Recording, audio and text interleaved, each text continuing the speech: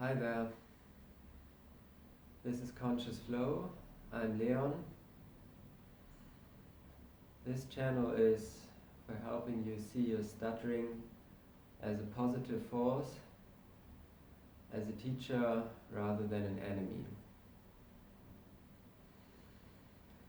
Today I'd like to tell you what stuttering has taught me about fear.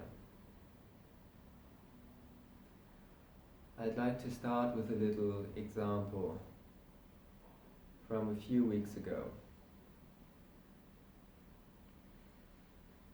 I was attending a lecture along with many other people, most of whom I didn't know.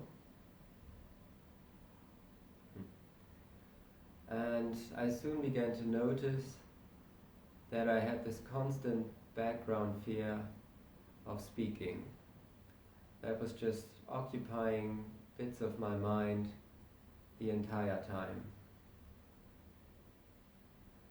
And at first I tried to ignore it or keep it down, keep it inside of me. But this didn't work out, of course, it never does. So I shifted my strategy and I decided that I would confront this fear. So I began looking for a way to confront this fear. Perhaps there was a question I could ask, and I came up with a couple things I could say, even formulated some stuff in my head and almost got to the point of raising my hand. But for one reason or another, I didn't end up doing it.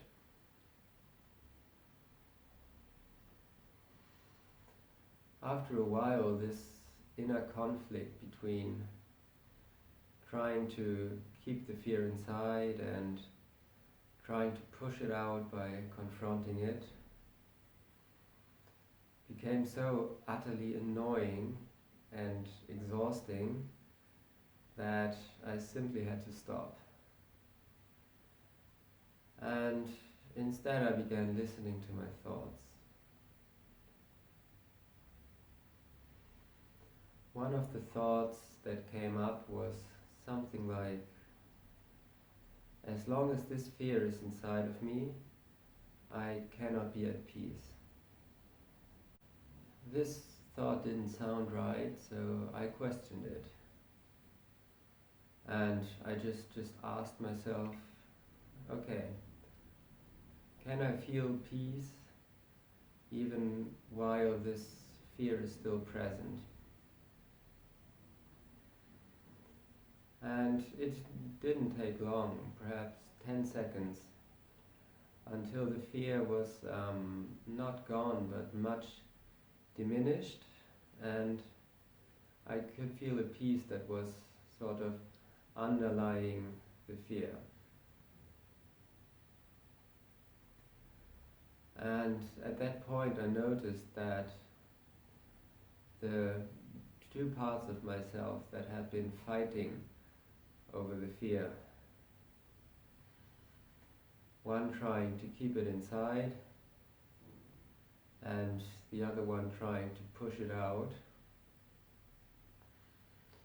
are simply two sides of the same coin. What I hadn't realized is that in order to be free of my fear, I had to let go of both the part that was trying to keep it inside or pull it down, and the part that was trying to push it out or confront it. This sounds a bit counterintuitive because everybody always says that you need to confront your fears, you need to conquer your fears and do something about it. And God knows I've tried that for decades, and it simply hasn't worked. I've done this, I don't know, dozens of times a day, and the fear just didn't get less or much easier to deal with. But the moment I let go of both of these inner forces, I just noticed that there was fear, that there was peace underlying the fear. And from that point on, I was able to listen to the lecture. I could concentrate on the content instead of my inner conflict. I was in a state of inner peace. And it didn't take long until the professor asked the question. And I happened to know the answer. And without any planning or conscious effort whatsoever, I simply raised my hand in a quite intuitive way. No planning, no formulating the sentence in my head. And I answered his question. I stuttered a bit, but it was not bad at all. And after that, the fear was gone. The point is that although I had let go of the identification with the fear, or with both sides of the fear, the one that's trying to keep it down and the one that's trying to push it out, I still ended up confronting it. I didn't do it my way. I didn't control how or when it happened. I didn't plan the formulation I would use while it happened. But, and that's the important part, it still happened. And in the time leading up to it, I was able to listen from a state of inner peace. So the next time you're scared of stuttering, why don't you do the following? Instead of believing the stories that your fear is telling you, simply feel the emotion of fear. Don't identify with it. And ask yourself, is there peace underlying this fear? From the state of peace, simply let things unfold naturally. Don't try to keep your fear inside, but also don't try to confront it your way. It'll happen on its own terms. Just have a little trust. And finally, I'd like to encourage you to reframe the relationship between stuttering and fear in your thinking mind. The normal way to do this would be something like, stuttering sucks because it makes me scared of speaking.